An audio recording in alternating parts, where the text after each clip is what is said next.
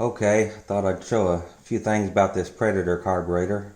Don't know if everybody's familiar with them or not, but they're kind of a different type of carburetor.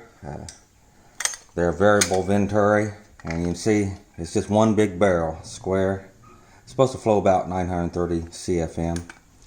The thing with these, they don't have any power valves. You don't change any jets.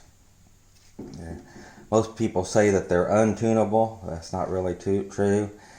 On later versions, this is an early 5000 version, you could get a separate idle screw that was over here on this side. Now this one doesn't have that, so people think the idle's not adjustable, but it is right here. And in a little bit, I'll show how that actually works inside of there. Now, they do have, the early ones have like a Holly style accelerator pump, and I actually just changed this out. But it really doesn't work as an accelerator pump. These don't really need it. It's more of a priming pump for cold starts. And so the throttle moves so much before it even kicks that in. I'll demonstrate that after I get it put back together. Alright, I'll take some of it apart and show what goes on with it. Okay, here's what I was talking about the accelerator pump. It's moved by this arm to that arm. And watch how far the throttle will move before you get a pump shot. About half throttle before you get a pump shot. So it's just a priming pump. It's not actually an accelerator pump on these carburetors. Alright, now I got the bowl cover off. You can see that the 5000 series actually came with a fuel bowl baffle, which helps a lot because it has a regular float like a regular carburetor, but down here at the bottom is where it picks up its fuel. So sometimes when braking, if you don't have a baffle, you'll run out of fuel, it'll die. Now one thing about this is kind of different, is once you floor it, these air doors will be closed, but then they'll open with airflow, the demand of the motor. And as I do that, the fuel comes out this spray bar here in the middle. Well, as that happens, this cam is hooked to the air doors. As they open, it lets this spool valve in here move up and down. You can probably see it here. See it move up and down with airflow. And what that does is it allows more fuel to go up through the spray bar. Now I have a replacement one here. It's made out of brass instead of the plastic material. And you kind of see how it is. The ball here, the new ones come with a ceramic ball. Here's your fuel passage up to the spray bar, right through there. And this will vary how much fuel can go to the spray bar. So very simple design. Now I have a number 2 cam in mine. It's a 5% leaner than a standard cam. That's the cam that came with this.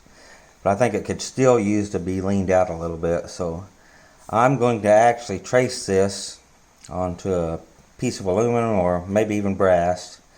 If I can get a piece of brass plate, and I'll trace that out, and then I think it'd be very good, especially if I can get an oxygen sensor hooked up, maybe some data logging, to make my own cams to help control the fuel mixture at various points. Now, when I talked about this screw here for the idle circuit, what it does, it comes down through here and it's attached. It hooks into the back. I'll show you under the brass one here.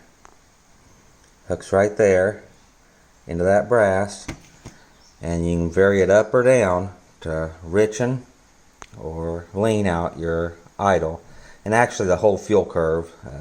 But really, that is mostly dependent on the low flow for that, and then the cam takes over as you get more airflow. Well, that's just one of the ways this works. There's also other things you can do, and let me take a little more apart and I'll show you that. Okay, here's another tuning aspect of these I was getting ready to show you, and that's the air door spring here. It's the tension when the air door is open as the motor sucks on the carburetor, and you can vary the tension on that with this adjustment here. And for a richer off idle, if you got a lean snap or something, you have more tension, but then that tends to lean out the top end, and the opposite is true. If you put less tension, then it'll be leaner at idle and then richer on the top end. Okay, and I got the cover here.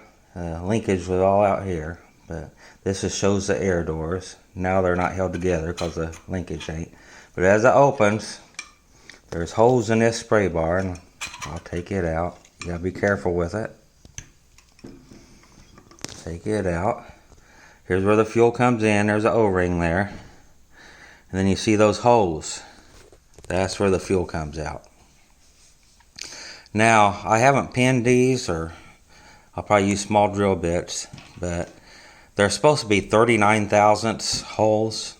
Now, a lot of them, they say, come in around 50 thousandths or more as they're shipped from Predator. You used to be able to get these, but the last few months they've been out of stock. So I'm going to see where I'm at. And Predator used to sell two leaner. They sold, I think, a 31 and a 27 diameter holes. Now if you see, I already epoxied up two holes on each end on both sides. And the reason for that is there's low airflow here, and at idle the fuel would just kind of drip out, big drops, and so that wasn't contributing to the mix. It made it run too rich. Doing that really helped. But now, to try to lean it out a little more, what I'm going to do is I'll remove my O-ring. I'm going to ream this out, put an aluminum tube in it, and then drill.